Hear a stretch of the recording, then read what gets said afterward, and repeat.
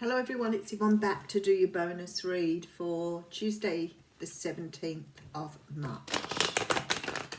It's hard to believe we're already halfway through March, and with everything going on in the world at the moment, it's sort of a little bit crazy, and for most people is quite stressful.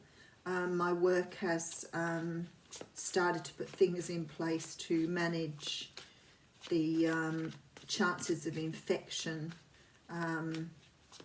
So it's sort of been a little bit overwhelming with the media response and the government response. And I was quite interested to look back at some of the other flus and outbreaks we've had in our history that have sort of affected many people. And apparently these infections seem to come around every 50 years. So the last one was the Hong Kong flu, which was sort of around about the late 60s, early 70s, which most of us had, even up till it was still around for a few years later. And before that, of course, it was the Spanish flu, and I think the Spanish flu was around about the 20s. And it too was very, had a very big impact on the world. And I mean, these flus come out of all different places. They don't come out of, one particular place, and they seem to grip us and, and go through communities at great speed. And each time they've affected different people in different age groups. But this isn't the first encounter. And I guess, there has been some learning from past ones, but you think 50 years ago, we probably haven't progressed a lot in terms of stopping viruses, but we have progressed a lot in medicines and learning about, immunizations and things like that. So it's quite interesting to see how the world's reacting to this one. But it's absolutely the fear and the unknowing that's gripped the communities, which has been really, how would you say, really enlightening, because I sort of keep talking about this whole Stephen King thing. It just sort of feels to me like it's overtaking everybody's sensibility. But, on some levels I don't blame people. It is very, very scary.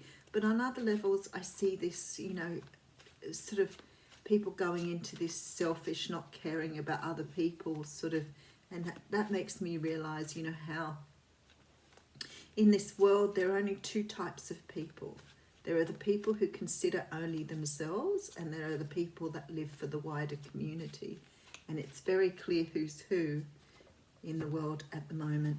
Okay, so we have here the Thelema Tarot, and I do have the card of Heartbreak coming out here. Now, this did make an appearance in the What's Cracking reading, and I think it's been sort of a little bit over the last few days this card has been. We have the Tower behind it. Actually, it was quite interesting yesterday. Somebody wrote on my page, maybe the Tower is my energy and I'm bringing the Tower through, which I thought was quite interesting. Being I am part of the whole collective, I guess. I believe the Tower is an instrument or a warning or a sign that things are making changes in our world. If it was just me, I would say, yeah, probably could be a little bit of my own energy, but actually all the readers are getting it at the moment. So unless I'm figuring in their readings, I think this is very much about what the universe is going through at the moment. There's some pain that this Tower is bringing through for some people here. And it's something to do, we've got repeat cards here from the What's Cracking reading.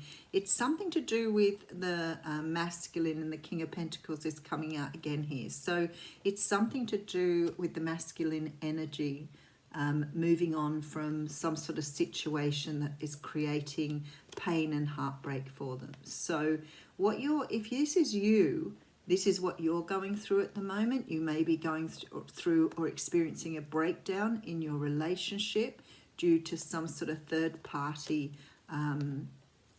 interference. Now, I don't want to always blame another person, because sometimes the third party can be family, culture, you know, situations to do with work, but definitely a King of Pentacles coming out here. So it's a male counterpart, someone who could be a husband, but some sort of breakdown in a family situation. Page of Wands is here too, so we have like 4 repeat cards from the What's Cracking reading here, which goes to show even using another deck, I can't get away from the energies. So the only thing that's new in this one that didn't come out in the What's Cracking is actually the Tower. So the Tower talks about breaking down old structures. So I feel that there's people here who are starting to understand about staying in, you know, situations that don't really serve them anymore. So this can be work, it can be a relationship status like a family. It doesn't have to necessarily be romantic, but what you have here is, as a collective, we're starting to understand that we don't need to be restricted by things. We don't need to be restricted by our work. We don't need to be restricted by other people. That we are absolutely able to make our minds up, to move on, awaken ourselves and move into different situations. We're not necessarily stuck where we are. Okay, so I do have the beautiful Sun coming out. Now that definitely didn't come out in the What's Cracking reading. So the Sun talks of joy, happiness, children, families, but everything sort of being, you know, in the right place at the right time. Somebody's going after their own happiness here. So they're leaving behind energy here. And this is interesting because we have the Moon right next to the Sun. And whenever I see that, I think there is this idea here that something has shone on something to lighten it up so you can see what's going on, so you can see the energy. Someone's had an awakening.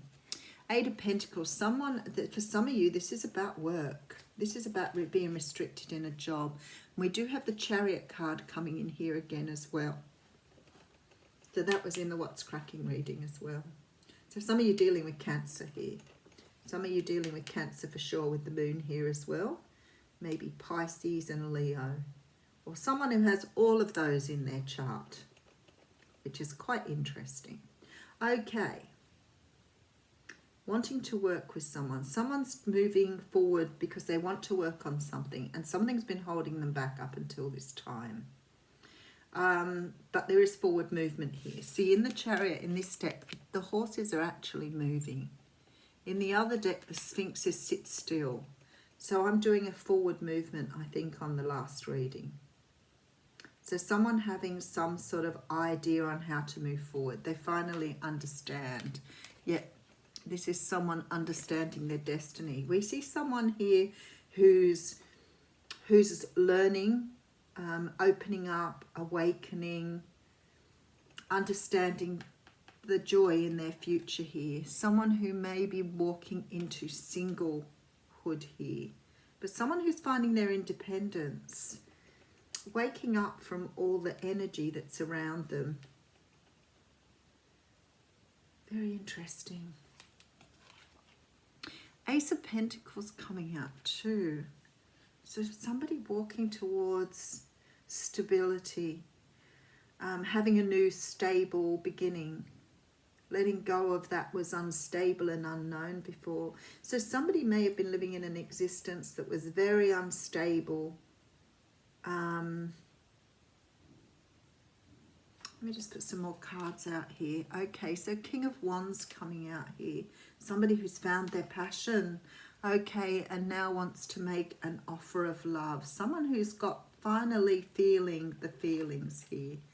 Okay, 6 of Cups coming out here as well. And I really need to draw this card because look, it went, no, I want to come out too. So we have the Ace of Wands here. All right, so we have 2 aces here. And a couple of major, 1, 2, 3, 4 major arcana. So something significant here. Somebody has gone from, they may have got to a point here where they are feeling more, okay, energy here. There is someone here who's realizing their own personal value. someone who's had some sort of insight. So it may have been that someone was holding back or not moving forward in their life because they were fearful of what the future held, or not really wanting to know. So it's sort of like somebody was stuck in a difficult situation, and that had become quite normal to them, or quite part of what they did. And they've had this realization now that there is more to life, and they're taking a chance here. Someone who's really brought the passion back in, especially with this King of Wands. Someone now, because they have this passion, is moving forward. Someone's feeling love that perhaps has not felt love before. That's what it feels like here. Someone's found their passion. They found the doorway to go forward, the gate. They've unlocked the gate. Someone's really leaving everything behind to follow their path, to follow their destiny. And if this is the collective here, this is huge, because we're finally starting to see those parts of us that we've hidden, or finally getting access to that underlying energy that we could feel was there but we couldn't quite grasp. Okay, so we have here the Three of Swords. So there is pain in moving away from the old, but the Tower here says that it's time to break down what you knew and time to rebuild. For some of you, again, walking away from other situations, possibly moving towards someone else to make some sort of offer. But I don't feel it's particularly about moving towards someone else insofar as a turning around of your feelings. Something karmic that you've been able to put down here. And if this is the collective, it means that the shifts we've had in the last few weeks have put us in this passionate heart space that we either didn't know was there, or we've forgotten was there since we were a child. So we've been able to reset, realign ourselves with our true passions, our true desires, with who we truly are. So there's definitely this feeling here that people are moving away from the logical mind and into the spiritual existence. This is shift. That's what that Tower is. This is a shift. This is people waking. Definitely with these cards here. This is people waking up from a slumber. So this is morning as opposed to night. This is destiny. This is healing. This is forward movement. All major arcanas.